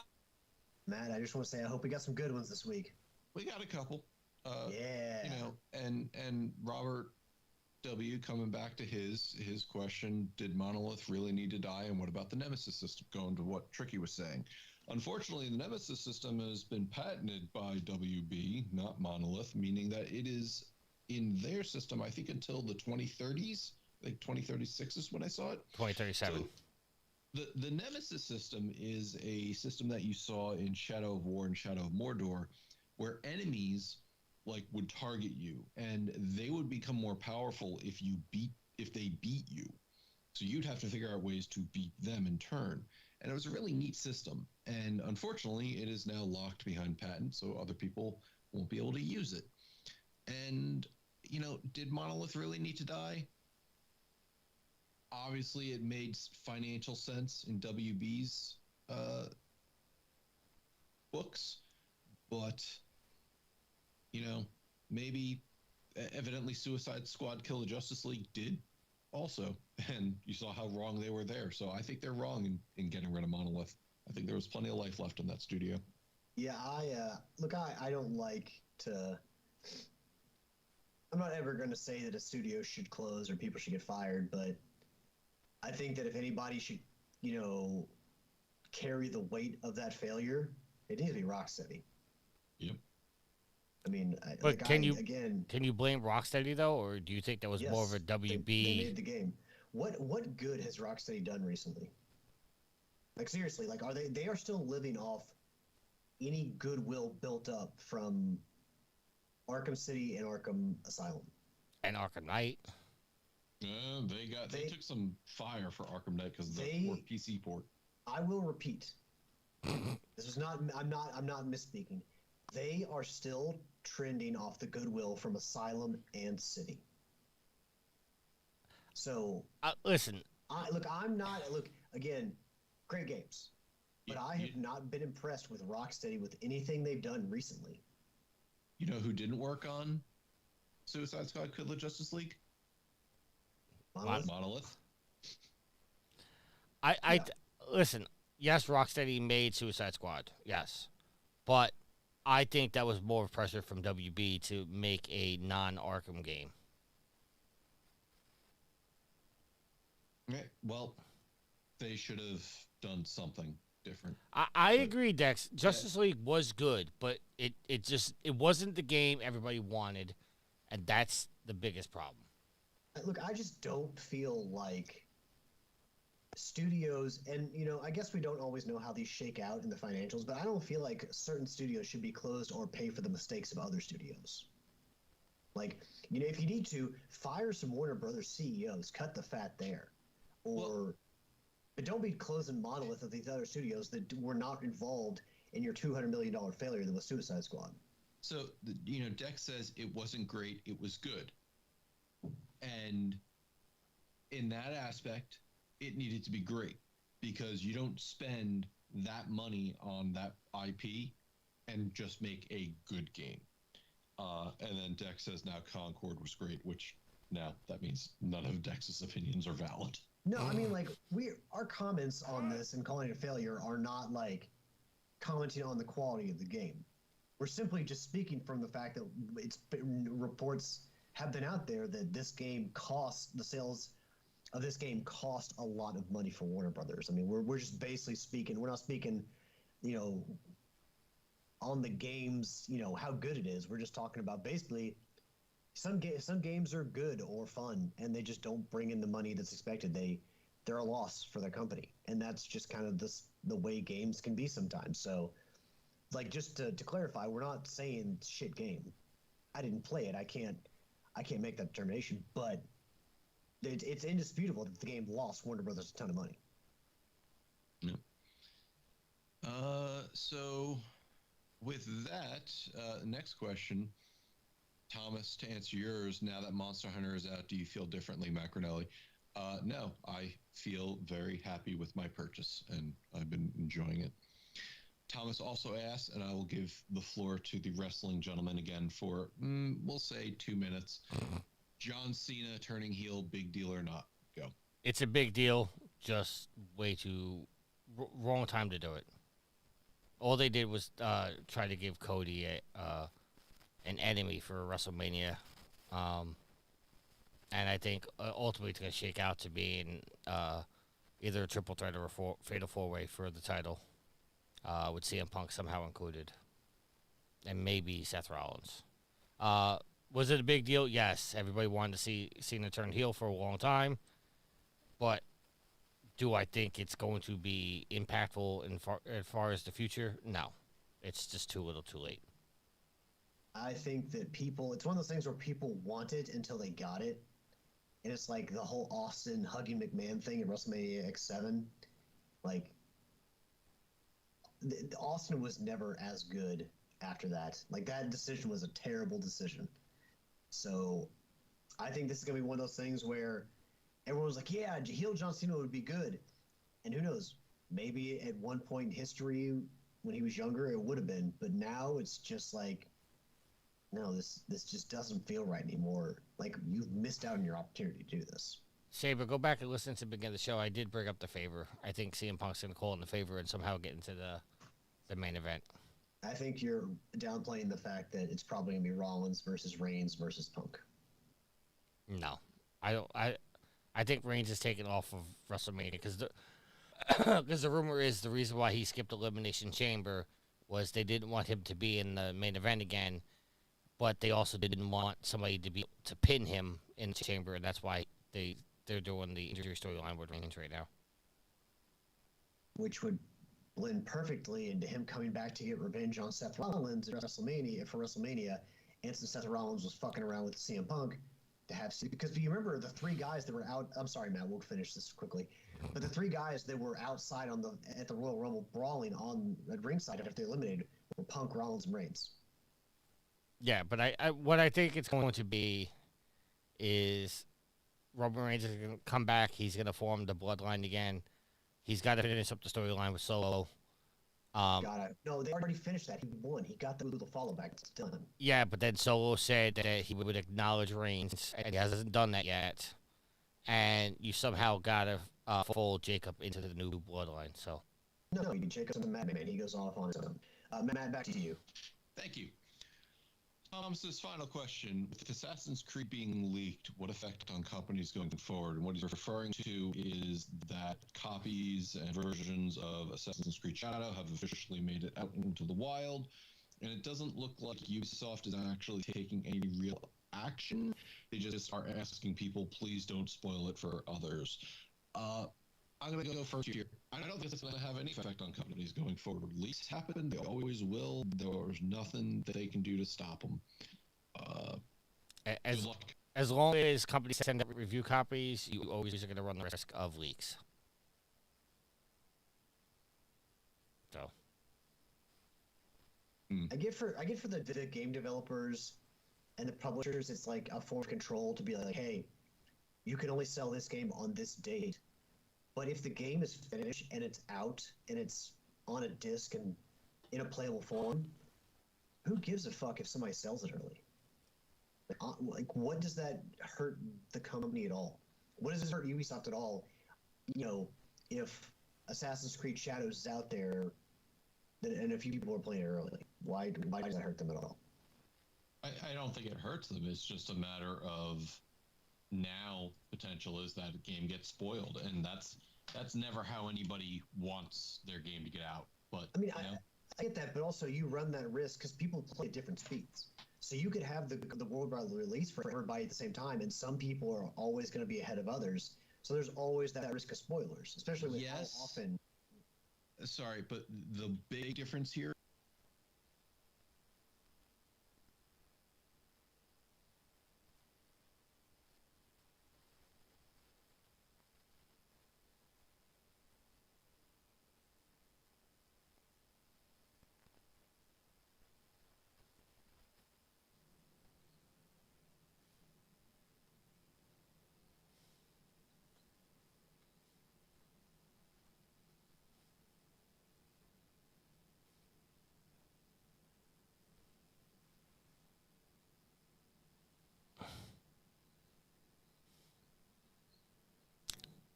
I think I fixed it. Will says the sound's gone, so.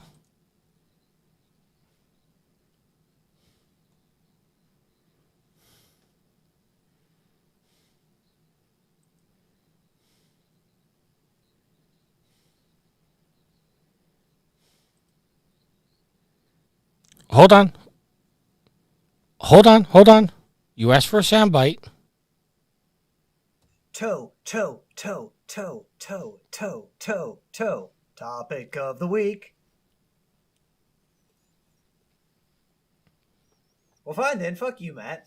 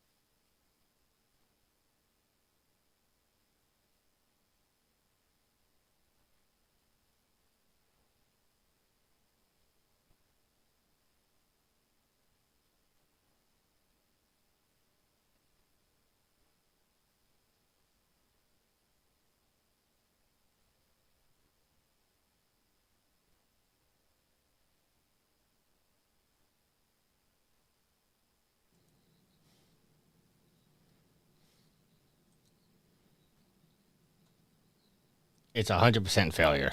100% failure. Now, no, obviously not. I called this out because a lot of people said that the Vita did not sell enough. Therefore, it's a failure. Sony didn't support it for whatever reason. And even one of the comments, and I'm going to try to find out who exactly. Curtis is the one that left a comment on the post said, but the Vita is seen more as a failure for lack of games, where Steam Deck can play a ton of modern PC games which emulate up to the PS3, Xbox 360, and even when the Switch generation, you know where to look. So I think the Steam Deck is a winner in terms of the company actually supporting the device, unlike Sony and the Vita. Curtis, I will give you that aspect for a second, but hold on.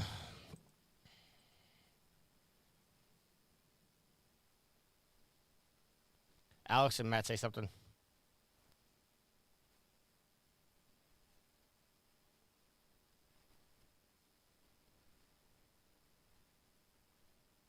Hold on. Now I can't hear you. Huh? There we go. Matt, say something. Yeah, actually, I didn't answer before. Test. Okay. You should be able to hear everybody. Yeah. Curse, I will give you credit for that, but that's not people developing for the Steam Deck. That's PC games that the Steam Deck can run. Yes, there has to be changes within the software, the games, whatnot, to allow it to be Steam Deck compatible. I think I'm right in saying that, right, Matt? Some games are Steam Deck compatible, some are not. Depending on the level of compatibility, they can be categorized in 4 different groups. Okay. So, when you take out the aspect of Sony didn't support the Vita, which I do agree is a problem, you can't say, well, you can play more games on the Steam Deck than you can on the Vita, because it's not the same thing. It's not like people going out and developing for the Steam Deck. They were making PC games and making it compatible, which is not the same thing as developing games for the Vita. Okay, well, first of all, this whole comparison is problematic from the start, because, Matt, how long has the Steam Deck been out? So that's what I was going to bring in, is that the Steam Deck originally got introduced February of 2022. So it's been out a little over 3 years now. Okay, Compared to the Vita, which has been out much longer, like, comparing the sales of these things is ridiculous. well, Vita was only around for, like, really around for 3 years, so. Well, no, it was around, end of production was 2019, and it came out in 2011, so I had an 8-year run. I will say this, looking at the average sales per year, Vita sold more on average per year than what the Steam Deck has been out at. It was about 1.3 million for Steam Deck per year and 1.5 million per year for the Vita. So I will say, from a sales perspective, the Steam Deck is behind, but also the Steam Deck is a more expensive piece of hardware compared to what the Vita was. You also have to consider that we're not looking at profit margins, because you can sell more Vitas, but it depends on how much money you're making on each Vita. So you could actually theoretically sell fewer Steam Decks in the long run, but if they're making more money off each Steam Deck could be more financially successful. And the article does go into the habit of pointing out that the Vita was available at retailers all around. The Steam Deck, predominantly, that the units that are being counted are only sold through the Steam platform. You have to buy it online and get it shipped to you. You can't just go to a store and pick it up for it to count towards that sale. Now, places like GameStop do have refurbished units that they sell. Obviously, there's a whole lot of online retailers that are being sold that don't count into this. So for anybody, and I'm not just saying you, Tricky, I'm just saying for anybody to go out there and say this is a failure, I think isn't looking at the A, context, and B, use case for the device. I did post this as a joke, but some of the arguments that I'm seeing people come back with, I think, are weak arguments. And do I want to see the Steam Deck fail? No.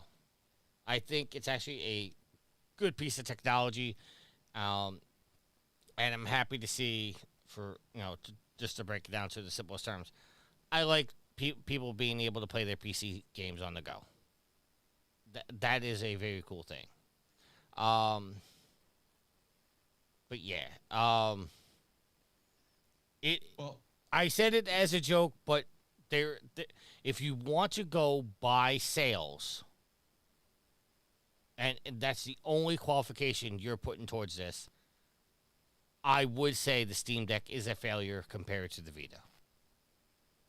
But I want to be clear. I'm prefacing that by saying, if you're only going by sales. But to your point, then the Nintendo Switch is a failure compared to the PS2. No, because the Switch is getting ready to pass the PS2. There are Yeah, there are but- sales but- comparisons. But the PS2 came out well before the Switch. The Vita came out well before the Steam Deck. Doesn't matter whether it's gonna bypass at some point. It's a failure because it's less. It's Well, then I guess the PS4, PS3, are failures PS5. compared to PS2. Yeah. No, I think you have to take the amount of sales into comparison. I mean, Yeah, but you also have to have a similar amount of time. You can't just say, well, the first year of this console didn't sell as well as the 8-year span of this console, so it's obviously a failure. And V in chat brings up a point that there are more handheld options now than when the Vita was out. But here's the thing. Here's a little telling thing for success. If they make a Steam Deck 2, you can tell that it's a pretty successful business venture. I mean, they made the Vita after the PSP because the PSP was, in particular, very successful, but also particularly in Japan. Vita killed the PSP. I don't think there would be a Steam Deck 2. I think there'll just be different iterations, kind of like a PC. Like there'll never be a there'd PC be a more 2. powerful version. They don't want to sell. They're a business. They'll want to sell you a Steam Deck. Yeah, but they'll just make another Steam Deck and put a better graphics card in it, or put better memory in it. It'll have to be called something else because You- you can't just put out a model of Steam Deck and just say, "Yep, still the Steam Deck," when there's an aftermarket for that. Especially when a company like GameStop will take trade-ins of it. It has to be delineated. You think so? Yeah, look what happened with the Switch and the Switch V2. It became very confusing very quick which version you were getting when you were trying to buy something in an aftermarket. Yeah, but can't you say the same thing about the Vita when they went from the LCD screens to the OLED screens?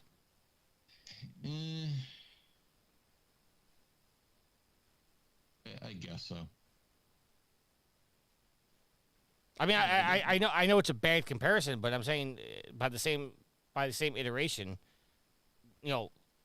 like Daryl would be better to tell you like how he finds out. I think it's just he has to look at the model number, but most normal people are not going to go look at a model number. They're just going to go, "Oh, my kid wanted a Vita. I'm picking up a Vita." Yeah, well, there's still the issue of Steam selling it online, and they obviously have better control over what they put on their storefront and how it gets sold. But I mean, currently with the version that they have, the LCD version versus the OLED version, and then you have 64, 256, 512, 1 terabyte variants. It's kind of all over the place as it is with the versions right now, and there being an actual hardware difference in the OLED versus the LCD. I think substantially increasing the hardware, I think you change the number. It goes into an iteration. Maybe it's not called the Steam Deck. Maybe it's called the Steam Train. I don't know. I'm not Valve. All right, just more comments from the article. Latin Legacy says it's a niche project, but far from a failure. I use main daily on the commute to and from work. Sometimes playing at work is when things are slow. And then Rick, he put 2 Google articles in there. 2 Google searches, pictures in there. One showing Vita games total, which was approximately 1,732 games available for the Vita, where for the Steam Deck, it's around 14,200 titles. Again, I'm not nitpicking here, but I don't think comparing the number of games for each one is a fair argument. Because then you want to talk about what is the failure, and this goes back to the idea that the Vita was a failure because it wasn't supported right. The games for it weren't that great when they did get put out. I think, quality you're looking at Killzone and Uncharted were like the top high quality games that were on that platform. And Freedom Wars. When they tried, what was that? And Freedom Wars. And you want to talk about game, like they tried putting Borderlands 2 on that, and even the developers said no, that was a mistake. That game should have never been there. Same thing with the designers of the Vita saying we should have never put that back touchpad on the system. That served nothing at the end. Nobody took advantage of it. And the Vita also suffered from having, honestly, some glorified phone games on there. Like I had Fruit Ninja and Jetpack Joyride on my Vita. Like I think ultimately, I mean, we can talk to different failures of the Vita. I think I we think don't have the enough time in the universe for that. I think the number one problem with the Vita was Sony selling their own storage chips for it, which then gave the Vita a bad name, and then developers turned around and said, "Well, people are hating on the Vita because of this, this, and this. In order to put our games on this system, we're gonna have to expect the gamers to go out and buy a more expensive chip." Because I think at the time, and I could be fact checked about this, I think at the time the biggest chip available for the Vita was like $300. And you know, if you want to put a quality game on the Vita, you know that's going to take space, and then you're going to have to expect the gamers to go out and buy a bigger memory card to be able to install their game on the system, and then ultimately people are like it's just not worth it to put all this money into developing a game where you know somebody has to say, oh well, now I have to go out and spend another $300 just to be able to play this one particular game. So I think ultimately I think that's what killed the Vita, honestly. But you know, I like my Vita. It's like a game of Clue. There's way too many things you can attribute to the death of the Vita to say it's one thing. I still like my Vita. I think I still think it's the best handheld ever made, and I know that's a hot. No. I know that's a hot thing to say, but no, it's not. It's not even better than the original Game Boy. It absolutely is. What are you crazy? No, it's not, dude, are you crazy? For the time the Game Boy came out, I'm not saying in like 2012 the Game Boy is the king, but when we had Game Boys as kids versus like you take the technology then and how like. But the Game Boy was so basic. The Game Boy was so basic back then. The NES was basic. The NES was basic, and we loved the shit out of that. For the time period, the technology, that was fucking great. Yeah, but nobody's saying NES is the greatest system of all time. Some people would. All right. First off, V says we have phones that do more than the Vita did now. Cell phones back then couldn't watch movies or play games. And then Will says Game Boy better, dude. Turn off his feed. All right. So here's the thing. The original Game Boy. Why don't you come on here and turn off my feed? You know what? I'm turning off your feed right now. Between sales, there you go. Games, Vita can't hold a torch to the DS. It's fact. Both in numbers, both in games, in everything out there. The DS is king of all gaming because, you know, PS2 couldn't even touch that. So when it comes to what good was the Vita, it had good visuals. The OLED screen version was brilliant. It looked awesome. But it didn't have the games to support it. And unfortunately, people care about games. You can have the best hardware in the world, and if you don't have games on the system, it's not going to do well. You know the PS2 outsold the DS, right?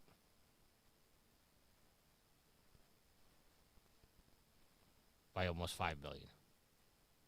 6 billion almost. Oh, did they move the goalpost again? No, it's still at the 160 billion. It's the goalpost they removed. Well, okay. So I'll retract on my statement. But the point being is for handhelds, regardless, DS is king. Always has been, always will be. Okay, let me clarify my statement. I think the Vita was the best handheld technology you could get. The DS is obviously is more popular. It had more games, all that. I think for what the Vita was, it was the best technology you had in your hand. And I would arguably say, and I know this is going to be a hot thing to say as well, I think the Vita is actually better than the Switch as far as technology goes.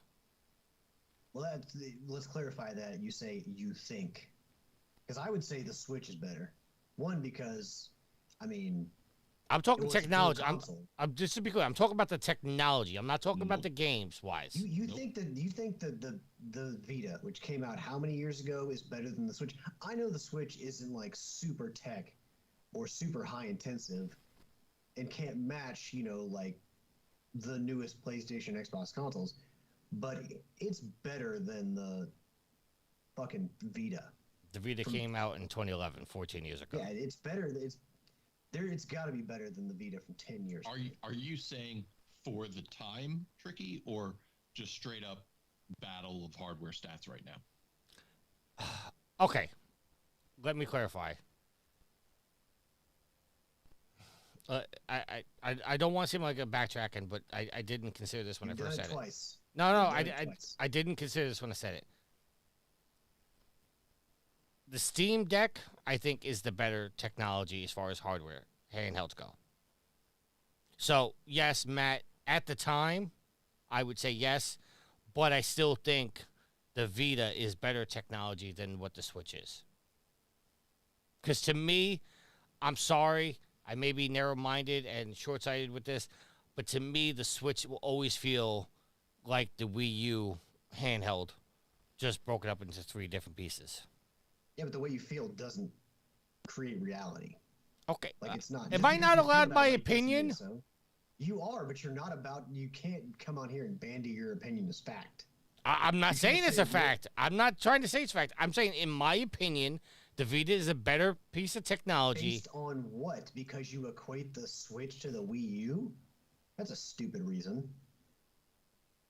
I will say this: the Vita's D-pad and joystick is better than the Switch, but their face buttons compared to the Switch suck. Their shoulder buttons felt horrible compared to what the Switch has. And really, now that the Switch has an OLED version, that's kind of a wash. You had OLED versus OLED. It was a crime that the original Switch launched with an LCD, but same thing with the Steam Deck. It launched with an LCD and later put in an OLED once If we're once talking- technology was able to. And the We're talking Vita, about- I think the Vita launched with an LED too, is right? And went to OLED later. Yeah. Look, if we're talking about buttons and all this kind of stuff, bigger screen. Switch had a bigger screen. So, right there, that's better. So, yeah, when it comes to technology, the Switch fit a lot into it and had more games, more, high quality games. And again, you could argue that the Switch was the first hybrid, so therefore there was more leeway for them to develop primary games. Again, Nintendo making games is much different than Sony making games. What is it? There was an article a couple weeks ago that said Nintendo still has the most top 20. If you're looking at like the top 20 games of all times based on sales, I might have it wrong. I gotta find it. But the idea was Nintendo still had the most number 1 games essentially of any developer because they still have a significant following of their brand. Will says, don't forget the PlayStation TV. It was a Vita you could hook up to your TV. Yeah, and that died just as easily as the Vita. The Vita TV was good. My major complaint with that is that you couldn't play some Vita games on it, which kind of killed the point. Killed the Vita too. Anyway, point being is, this discussion was just circling around what really does make a piece of hardware a success. And sales aren't the only feature in that. No, I think it's the one thing that we all agree upon. like I said, I posted that as a joke, obviously. I mean, but, there are some people that would say that the Steam Deck is a failure compared to the Vita in terms of sales. Nobody They who's would be intelligent. wrong. No one who's intelligent would say that. I'm sorry. Yeah. And I don't care if that offends anybody. No one would say They'd that. be wrong. If you have a fucking brain, you would not say that. Alrighty. Well, thank you for the heated discussion, but that will bring us to the time. Also, I do want to point out, Tricky says he pushed that as a joke, but Tricky is a known Vita fanboy, so any opportunity he has to pump up the Vita. Hold on a second. I do like my Vita, but I am not the Vita fanboy. That is 100% Daryl. Look, We know it's Daryl. I don't think Tricky has anything against the Steam Deck whatsoever. No, but no. I think that that Tricky is one of those people who does like the Vita well enough that if he finds any kind of thing being positive towards the Vita, he's going to share it. It's not just a joke. I mean, partially a joke, but his motivation's also he likes the Vita and he wants to put some shine on that thing too. I think the Vita was ahead of its time and its technology.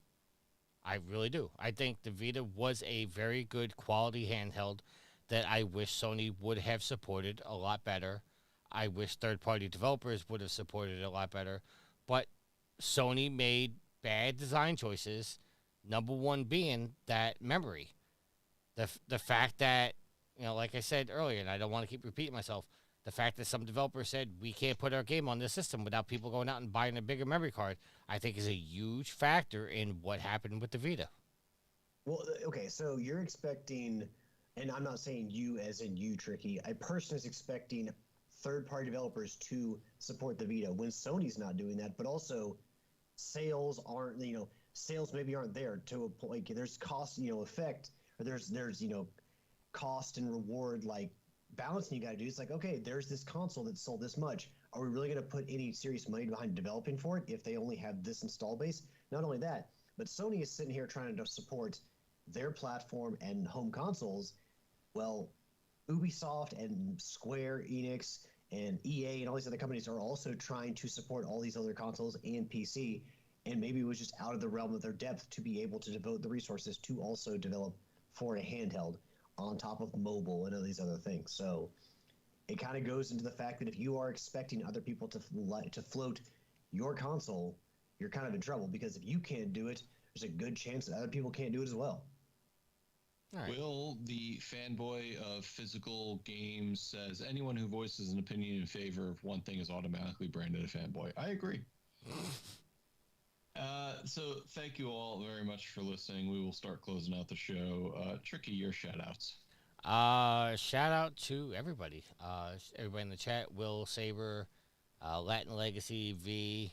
I see Channel 3, Dan was in here. Channel 3 was in here. Saber, Nitro, Jurassic Parky. Rangers is kicking ass. They're winning 3-0 right now. I'm going to get off here, watch the third period. Hopefully they make the playoffs. Big mofo and twerp you to Chris Drury for trading two of the best players on the team. Wait, are the Rangers not in danger of missing the playoffs? Oh, they are real in danger of missing the playoffs. They are currently 3 or 4 points back from the last playoff spot. Weren't they supposed to be?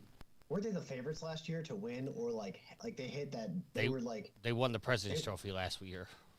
Well, they were just dominating last year, and then of course they lost in the playoffs. But this year the players just didn't start off good, and then the GM just panicked and started trading away some of the best players on the team.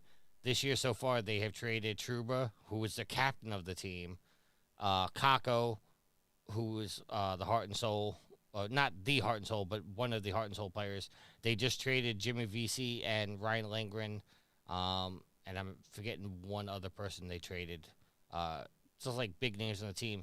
And now there's rumors that they're going to be trading Chris Kreider by Friday, and that if they do that, I don't know how I'm going to feel, because I'm not going to say I'm going to stop watching the Rangers, because I'll probably never stop watching the Rangers, but you can't get rid of Kreider.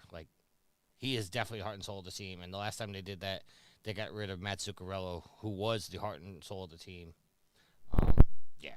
So, man, if you're that goalie for the Rangers, you're real glad you signed that extension or whatever. Well, for them to suck. There was talk of them trading Jonathan Quick away, who's the backup, which the Rangers have been doing for years now. They've been trading their backup goalies away, and now we have the best American goalie in the history of the NHL as our backup, as the backup, and they're talking about trading him away. And the guy's won 2 Stanley Cups. Sir, I grew up on Dominic Hasek and Patrick Waugh. Jurassic Park, he says Zook in the chat. Yes. I used to call him the Hobbit because he was so small. And he also says Quick has been better than Igor by far this season. I agree. Quick has definitely been the true goalie. And I think if the Rangers do make the playoffs, they should bench Igor and put Quick in for the run. Because Quick has a better player caliber. But it is what it is. Yeah, so shout out to Al, shout out to Matt, shout out to the listeners. Yeah, that's it. All right, Alex. Give a shout out to the community, the fuel to the fire that is Trophy Horse. Thank you all for supporting us here as we trek on every single week. Appreciate you guys. And yeah, thanks for joining us. Give a shout. Have another cigarette. Yeah, please. I don't do that nasty ass shit. I'll leave all that for you. Also, save a lot of money by not smoking cigarettes. Even though he didn't like my Game Boy comment, I'll give a shout out to Will for all the images he does for the show, the podcast pictures and the banners. Give a shout out to my co-host Tricky and Matt. Also, I don't even know if we ever mentioned that Yield was here or not, but Yield was. Are you okay? Yeah, Yield was not here. So shout out to Yield as well. I think Alex needs to go take a halls. Cough drops of some type. Yeah, I think we've got Mucinex downstairs. So, what I really need is the Luden's cherry cough drops, which are basically candy at this point. But Ricola. Last but not least, give a shout out to my awesome and loving girlfriend Ashley, who actually got her first tattoo the other day. Came out super well, looks super cool. So I love you, hun, and yeah. That is going to be the end of my shout-outs. Well, shout out to you gents for recording tonight. Shout out to you, Alex. Hopefully you continue feeling better. Shout out to Yield, who, yes, couldn't make it. He was feeling a little under the weather today. So make sure you all take care of yourselves. Shout out to the listeners. Shout out to those who were in chat. Shout out to Channel 3. Go to channel3.gg to gamify your social media. Post, talk, discuss video games, take part in the monthly quote-unquote book club, quote-unquote game club, where people will play through games and have a chance to discuss them. Shout out to Will, equally, Alex already said it, but I'm giving it to you again since I tend to miss it every so often, for your assistance in making the the weekly thumbnail for our videos. Really appreciate that help. I know you're running your own podcast, but definitely appreciate you taking the time out for that. And finally, shout out to my wife V. Thank you. Sorry. We good? We're good. Alex was checking his fantasy basketball right there. Shout out to my wife V. Thank you for everything you do. And no, Tricky, I'm not giving it to you. I'm going to say happy monster hunting, all. I just wanted some extra fanfare behind your soliloquy to your wife.